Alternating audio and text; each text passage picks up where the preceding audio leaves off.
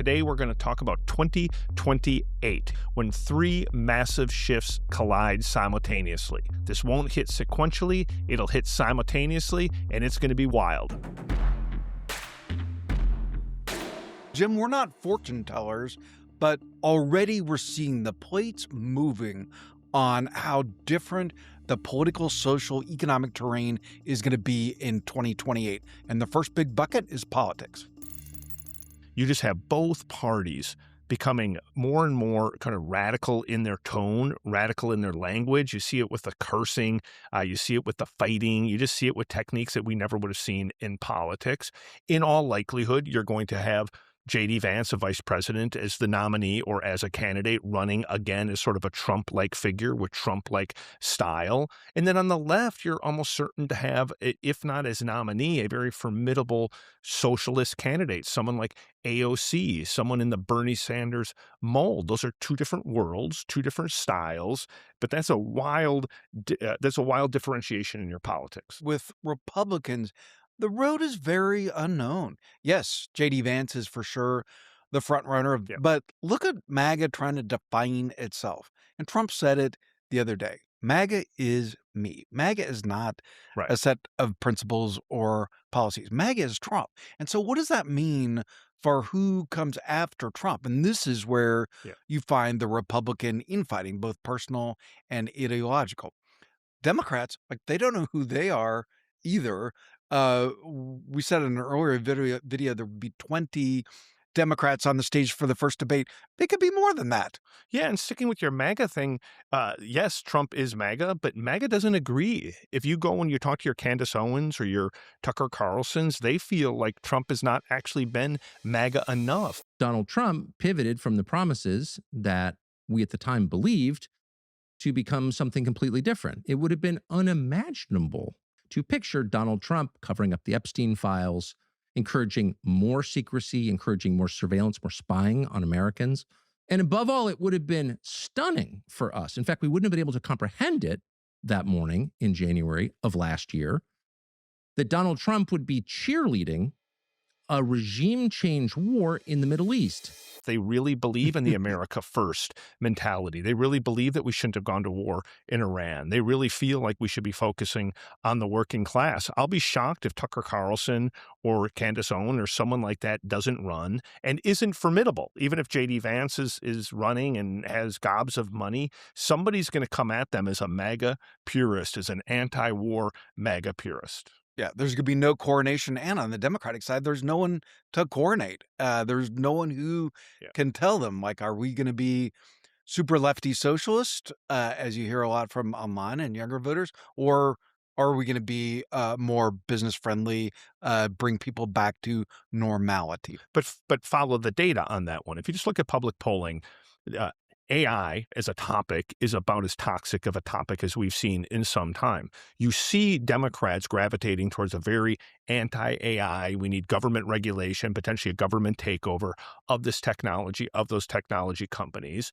And when you look at the polling, you see this huge surge in Democrats, not just young Democrats, all Democrats having very favorable impressions of socialism. They're pretty down on capitalism. So if you extrapolate those two things, it's safe to assume you're going to have a formidable anti-AI socialist candidate and potentially an anti-AI socialist Democratic nominee. Even if most people think that that's not electable or not plausible, they're not paying attention to the data. They're not paying attention to the trends. Yeah, if this divergence of Republican and Democratic views on AI is one of the stories of the year, and it wasn't totally predictable. And I think you're going to see a different issue set. You're going to see very traditional issues: inflation, economy, war. Those are the three things that are present in every single campaign.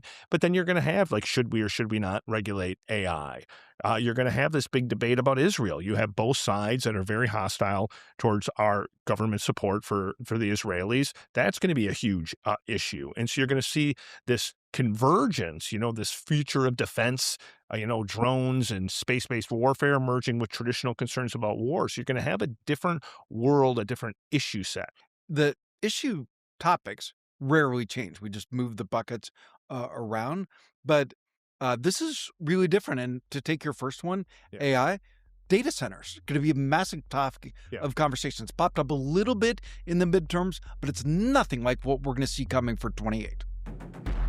Thank you for watching Behind the Curtain. We're going to take a quick break just to thank our sponsors, Accenture, which incidentally, in the topic we're talking about, they have 700,000 or 800,000 people worldwide. Their job is to make sure that they help companies navigate this. Julie Sweet, the CEO of Accenture, she has a series out called Reinvented with Accenture. Here's a look at it. I'm very excited about our reinvention story today, which is literally 160 years in the making. The reinvention was trying to bring a company into the trends of the future.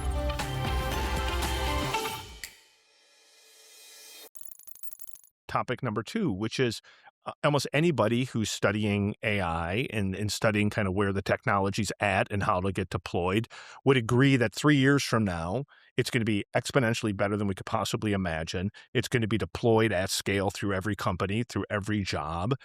In all likelihood, between now and then, I don't mean to scare people, but there's going to be a catastrophic event. And there's probably going to be a great event, right? I'd be shocked if we don't see something with bioterror, if we don't see something with someone trying to shut down a portion of the electricity grid or a water supply, because those things are quite doable when you talk to cybersecurity experts. And then on the other side, it's possible we've seen a lot of progress in potential cures for pancreatic cancer or slowing down the growth of pancreatic cancer. I'd be shocked if we don't have some medical discoveries that are much bigger than GLP-1s, which are probably the most important and talked about medical discoveries of our generation. Yeah, AI defining event, good and bad, but then zoom all the way into your personal life. And I think sometimes now people feel like, oh, they say AI is everywhere. No, like this has not yet begun, either as a topic of conversation or being sewn into our daily life. And that's why we constantly push our viewers, our colleagues here at Axios to get fluent in these tools, get comfortable with these models and the powers, because we have a grace period where we can master them before they master us. It's still, for most people, like a really fancy search engine. And we've only just begun to feel the effects. If you fast forward 3 years, you need to think about that, about what happens when you have AI integrated into every single thing that you touch. You and I both think that sometime next year, the companies will start to roll out kind of new devices, whether you put it on your wrist or it's a pendant or some chip in your brain, which might be 5 or 10 years away, but that there's going to be a platform shift away from kind of a URL, web-based, search-based ecosystem into something that's very LLM-based. I don't know what that looks like. I don't even know what the consequences are for good and ill, but that's likely in the next 3 years. That's not a long shot. That's probably more likely than not. Yeah, and let's take another second on that. So this is like a post-phone era. OpenAI, of course, has hired Johnny Ive, who designed the first iPhone, to help imagine that device. And he said it's going to be simple, elegant, playful. It's going to vanish. So it's going to be very Apple-like. Which leads us to the third big shift, which is this idea of moving from social media, moving from the web to an LLM-based world. I do think that that shift will be as big as our shift from kind of newspapers, books, and early web to social media. And you just think about the profound effect that that's had on your brain, on your life, on your work. Every aspect of life is defined by that. You go back 20 years and people were not walking around like this. Right now, everyone's walking around like this. So this idea that we won't allow a technology to kind of attach to us that is telling us a hell of a lot more about everything from our health to our news interests to kind of how to answer and think about things, or even to how to store our memories and store our knowledge, that seems quite likely. And that would be a shift that you have, once in a generation, once every 20, 25 years. Just for fun, we've speculated about what that device could be. Like maybe it's going to be a wearable bracelet.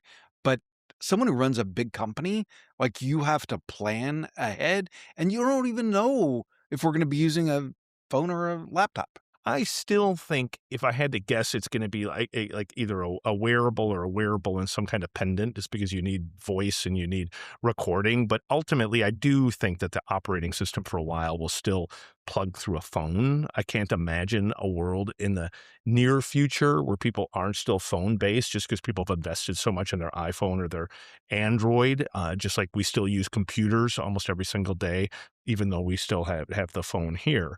I think the most important part is that it's just not necessarily going to be web-based where you're having to take all of these actions.